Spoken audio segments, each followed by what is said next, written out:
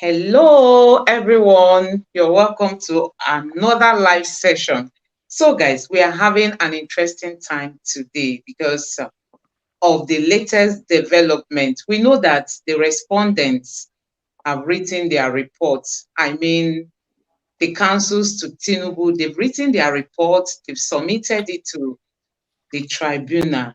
And there've been this uproar due to the content in that report. So many things that we have to debunk.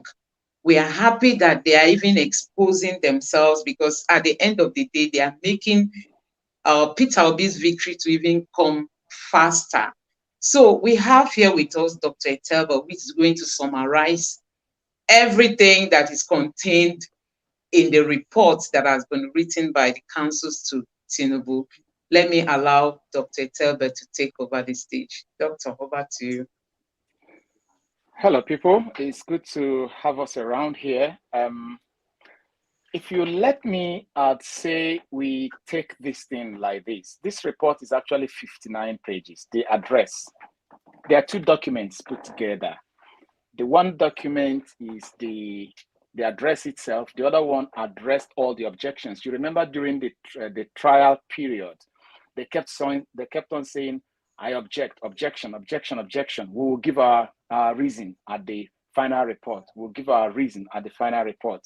So they have a 10-page document where they listed all those evidence standard where they said, we object, we object, we object, and they gave their reason. So let's keep it there. Secondly, so far, what we have seen in the public space is the address of the APC candidates council, that is Tinubu's council. We've not seen the one of APC as a party, which is the third respondent, because the first respondent is INEC, the second respondent is the candidate, and then the third respondent, the third respondent is the party. Okay.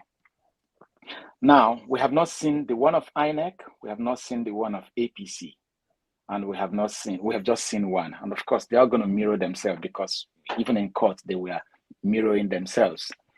Okay, let me start by saying that whilst I read that document, I found it amusing that this lead counsel that everybody has been talking about, I thought he was just going to come with some kind of, exciting, challenging position. But I realized that indeed, they didn't really have much to say, to the best of my knowledge. And so what he resorted to doing generally was what my professor used to tell me back in the days when we had training us in the research school, that most people, when they lack data to be able to argue their case, what they do is that they resort to flowery language, just trying to find some phrases to fill in, especially if you are giving word count and you don't know how to make up the word count. You just pick one thing and repeat it and twist it and present it in some sort of way. So whilst I was reading the address, I was remembering that statement. I said to myself, this thing is true. How do I mean? When he wants to talk about his candidate, for instance, okay, when he was talking about the single witness that they brought, he said that they brought a single witness that is eminently qualified, that is a practicing lawyer in the US who knows in detail the way the US system runs. And I'm like, oh, yay. Okay. And I was asking myself, was this not the same witness who said that he came from New York, and whom even the judges, the eminent judges, said, this card you gave us, we will not admit it. It's a complimentary card, it's not an ID card. And I'm looking, is there any other witness other than that one that we saw? Was this not the same?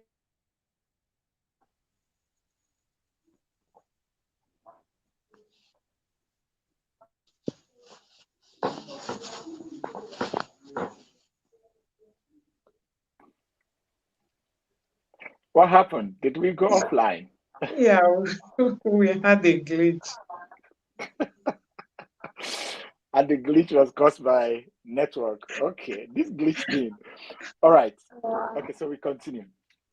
So I was asking myself, was the same witness not the same witness that when he was cross-examined, they asked him, you say you practice in New York? He said yes. Okay, the case in question happened in Chicago, and in the US, the bar associations of different, in US, different states have different laws and things like that.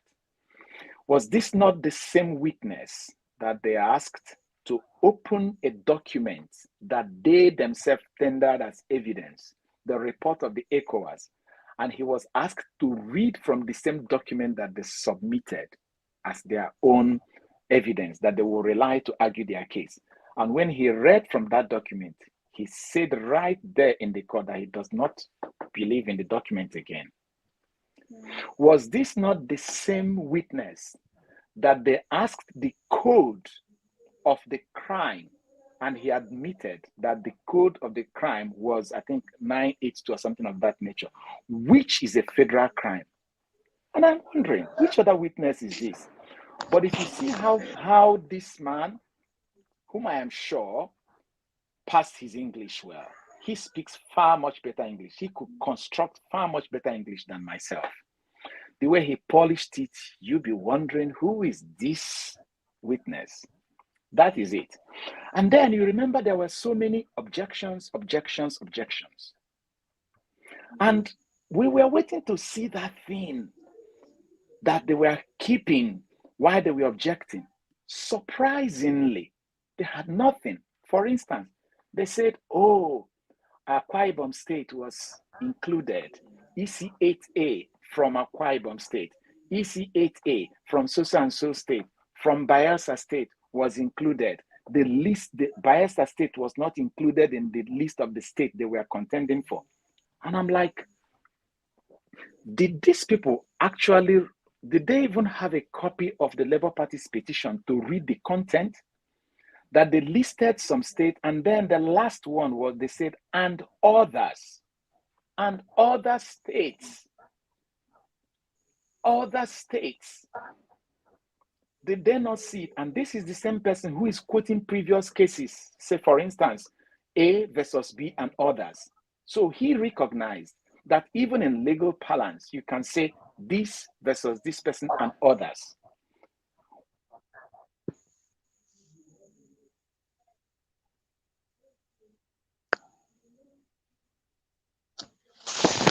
Just kind of.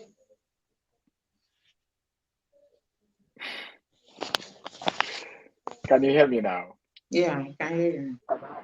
Yeah. So I looked at the whole thing and I'm just like, okay, forget these people. They actually don't have a case. So let's come to the main document, the 49 pages, where they start picking the issues of the petitioner's witness. And they were just running around, quoting one case after the other case.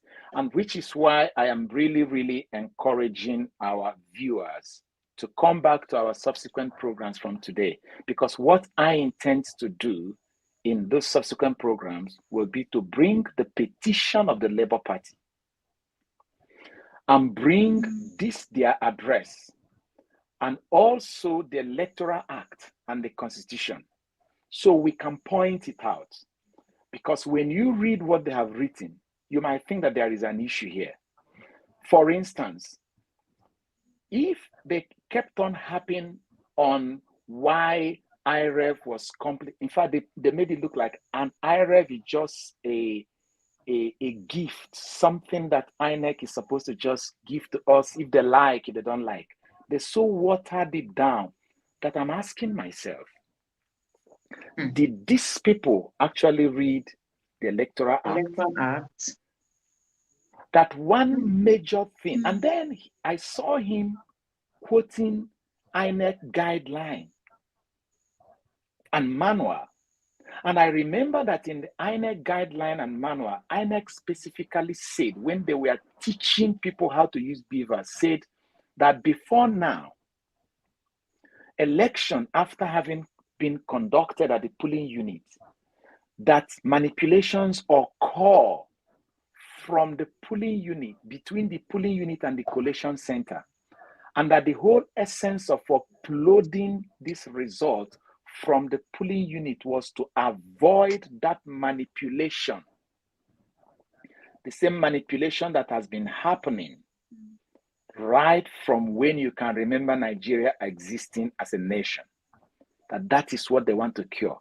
So I am asking myself, did INEC give them a different manual and guideline? Or is it the same manual and guideline that all of us have access to? Which, when we return here, we will be posting what INEC wrote in their guideline, because he quoted guidelines even far much more than the Electoral Act. And we're going to go back to the guideline to pull out what is written in the guideline and show it to the public so that they can see that it is empty promises that he is making to his clients. And then one other reason is that usually when you get to the collation center, argument will ensue, because that is where they start manipulating results. It's no longer what happened at the polling unit that will be happening at the collation center. And the Electoral Act brought out a solution to it. It says in the Electoral Act that when there is a dispute, that the collation officer shall use this procedure. And you know one thing, in the beginning of the introduction, the address of this address specified the importance of shall. In fact, he said that the National Assembly knew the importance of shall, that whenever the word shall is used, it's like no negotiation. And I am like, oh yeah. So are you going to select when shall become must? Or are you going to generalize it? Because if you're going to generalize it, the law said in section 64 of the Electoral Act, subsection 6, that when there is a dispute, so the question is this man trying to say, is this address trying to say that there was no dispute that will warrant the invoking of section 64, subsection 6, A, B, C, D of the Electoral Act? And how do you resolve the dispute? In fact, the whole election is in dispute now, isn't it? The whole presidential election is in dispute. And the law says that to resolve this dispute, you must refer to what is on the IRev. And then you're saying that Labour Party printed what is on IRev. Yes, because that is what the law says. That is the only arbiter with which you can use to resolve this dispute. And IRev is blank. IRev is blurred. And he said that the blurriness may have been maybe because of problem with the printer or the ink. And I'm like, does Beavers have ink or printer? That is what is in this report that people don't know. My God. Oh, you haven't read it. The moment I got it last night, I said to myself, I'm not going to blink my eyes until I finish this document. I want to see to it. I don't want anybody to tell me what is in it. I want to read it for myself so that I can know. Now, the whole election is in dispute, and the law specifies how the dispute will be resolved. And you deprive the other party that is complaining the means of resolving it, and you said the court should just waive it and say, all fine. It is not possible. That is not the law. And then you harped on the importance of shall. And remember, we kept hearing the presiding officer shall, the collating officer shall, so and so shall. So you bunked all those and you just want to sail through. It's so amusing. I really didn't even understand that. Couldn't even believe that they could do what they did. But it's obvious because they don't have a case. And when you don't have a case, it's like when you don't have data, you just find some sweet English to fill in the gap. to sail through. Honestly. To sail through. So I looked at it. I saw them talking about another gaps that I pinpointed. I'm just picking all those gaps. They talked about the FCT. And in summary, he said that it is only about 6 point something percent less 25. And I am like, do these people, do you get what I mean? When you say that someone got 18 point something out of 25. So he's trying to make the court say, oh, hence INEC has given this person 25% in about 29 states. That FCT should be, forgotten. Wait. After all, even if you look, he has tried. He came to FCT, he got as much as 18 point something percent. What is 6 point something percent?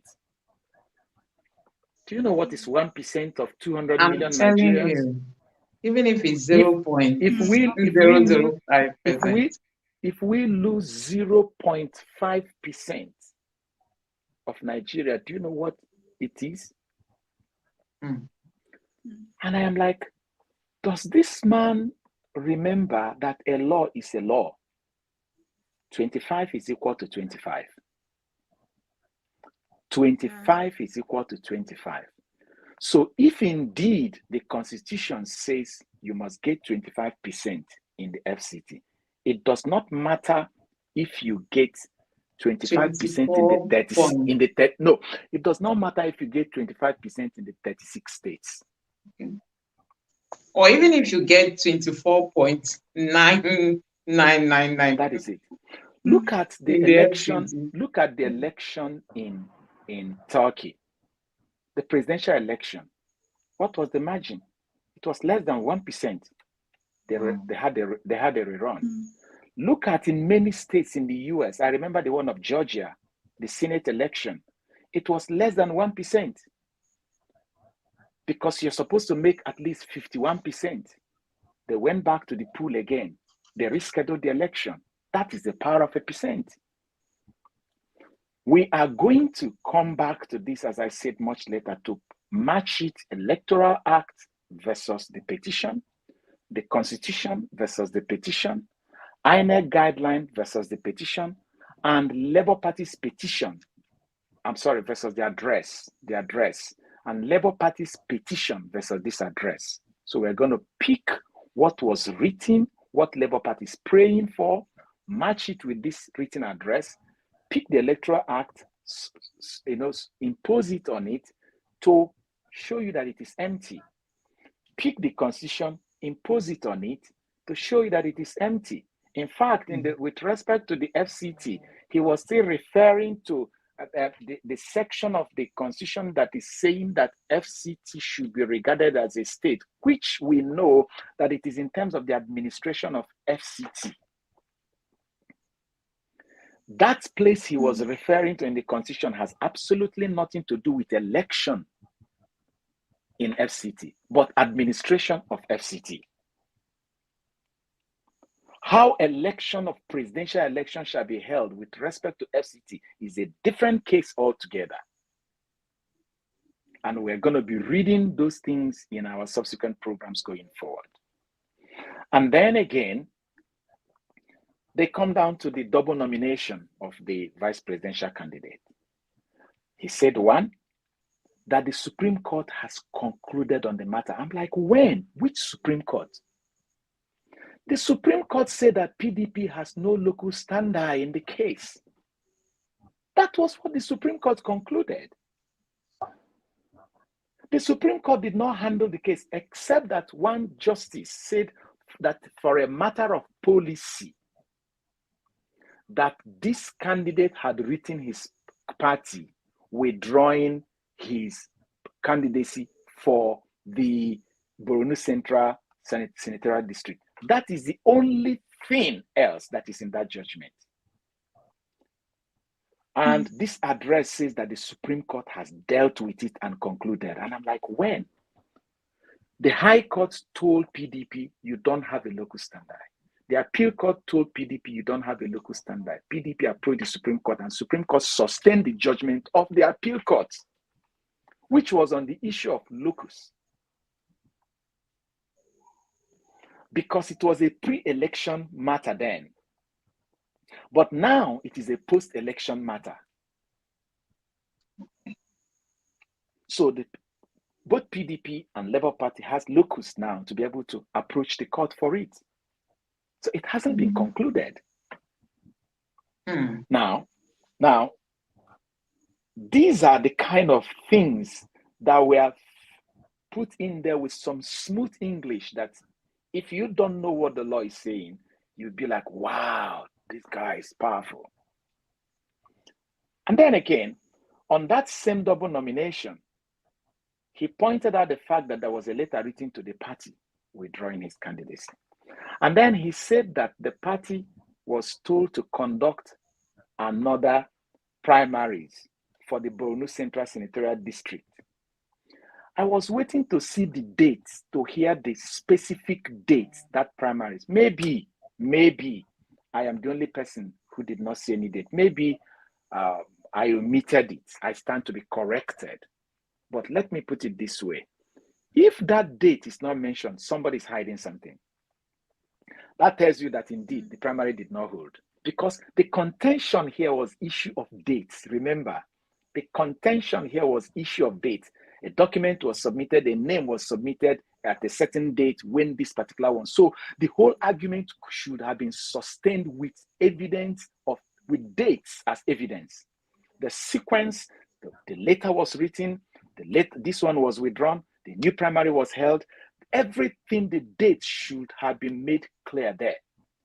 But someone omitted that date. It tells me that there's even a possibility. You know, APC is such a powerful party. They can even forget doing primaries and say, we're okay. Yes. All right. So, and then another question is, even if a new primary has been held, the most important thing is that in the form you people submitted, it is not the business of INEC or the business of the counterparties to care whether your party submitted your name when you're supposed to submit it. The candidate may have written, but did the party do what they're supposed to do? Are you telling me that in our country, you don't know when you could have submitted something to a department and they didn't forward the way it will be? Who suffers it? Is it the department or you? You come back to suffer it. Yeah. These are the holes and plenty other holes picked there that I think it is not something we can even begin to digest here. 2 hours won't solve the problem. So I think that maybe like tomorrow we come back, we will take them one after the other and say, this is what the law says. This is what they said in the address, but this is what the law says. And this is what the Labour Party prayed for. And the Labour Party prayed for it because of this law that they feel that APC and their candidate violated or INEC violated. And this is the only argument or defense APC or their candidate is able to present. It means that this thing falls flat in its face. That's my own submission. That's my own understanding.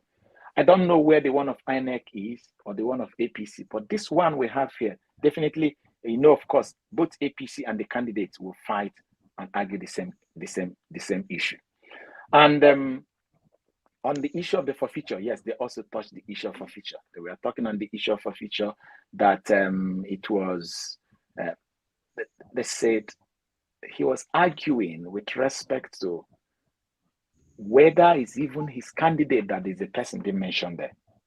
And I'm like, yes, because, you know, there is a statement like the so-called name. Meaning when you say the so-called, it's like you don't even believe the authenticity of the name, whether it is real or fake, and all those kind of things. So we will also go and pull out the USC code of that particular crime, the forfeiture, and what the penalty is, and the kind of offense it is in the US. We're going to subject the whole thing and present the whole thing so that whilst we wait for Labour Party's address that will come back in 5 days' time, we would have been abreast with information of what it should be. And then wait for how the Labour Party will respond to them. And that is it. So I don't know if there's any other question you want to ask, but to me, this is just the summary of what they touched everything. And I am not even the lead counsel. I am not even in that place. I haven't even read all those witness statements, but I could see all this. For instance, you kept saying that EC8A is a document to rely on, that IRev is completely nothing. The IRev is just like a gift INEC want to give to us. And I am asking myself, what of the EC8A that they are still filling out in Kaduna with INEC stamp they are using to stamp? Which means what is called ballot stuffing can continue if there is no way you can catch them. How can INEC prove that the whole result they announced is not a complete fabrication of result, an entirely new EC8A result that they filled by their own hand and stamped it? If the one on the IRev is blank, how?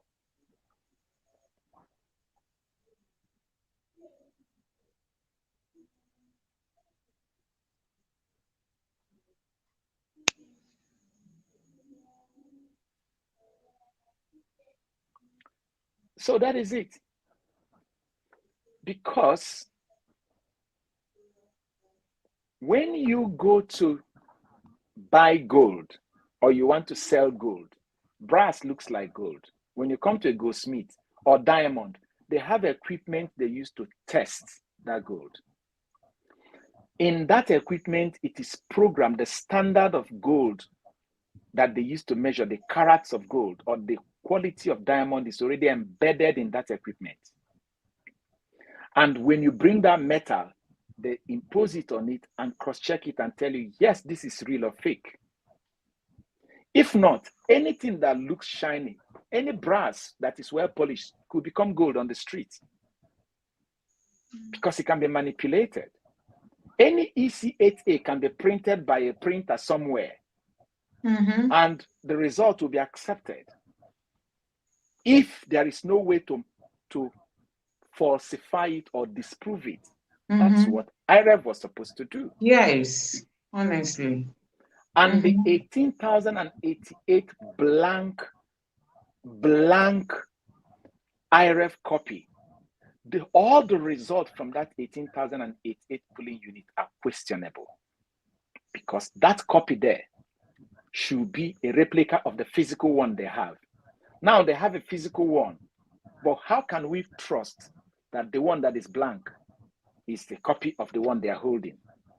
That makes the one they are holding a questionable result. And without even knowing the law, I don't think that any judge should approve that 18,000 polling units if the IRev copy is not produced. Because people have printed fake money and sold to people on the streets of the world, not just in Nigeria. Is it hard for them to print EC8A form? I mean, we are here hearing of people who forged NYC certificate, forged OND certificate, forged degree certificate. If people can forge certificate that will carry the signature of the registrar and the stamp of the university, is it EC8A form that they cannot forge? That is why the law says before they will have the privilege of forging it, snap that original that we know that is authentic and save it somewhere. Where if we say, oh, the one you're holding is forged, we can now say, let's see that one that is up there. If it is not exactly what it is up there, then it is fake. How then do we know a fake EC8A on the streets if there is none original to checkmate it in the IRev? I want us to end here today, okay? And come back tomorrow to really pieces this document. That's the way I want us to go. Thank you very much, Dr. Etel. Thank you for the summary. At least gotten, clarity as to what is really contained in the report. You've really seen that these people, they don't have anything to say. How dare them tell Nigerians that the IRev is of no importance? As in, I don't understand. I don't understand. And they equally said that Shetima's double nomination, that the Supreme Court has addressed that. We all know that that's not true. So I think for me, I would just say they are making Peter Obi's journey even more easier for him, because from the look of things, they don't have anything to see. They don't. And for them to be telling the judiciary or the election tribunal that Tinubu had 18 point something percent, he was almost there, but he wasn't there, that they should just ignore that of the FCT. I don't think it shows any professionalism in what they are doing. But for me, I think God is just at work, because from this analysis or the summary you just made, you can see that they don't really have any points. They don't have anything to say. So our journey is being made easier for us. And no doubt we are believing that the judiciary will do the needful. We want to thank everyone who has joined us on this live session. Thank you so much. Please don't forget to join us tomorrow again, because we'll be digging deep into what is actually in this report. And no doubt, God will help us. We are already close to our victory. Thank you all for joining, and see you tomorrow. Thank you, Gloria. Thank you, and good night. Thank you. Good Bye. night. Bye.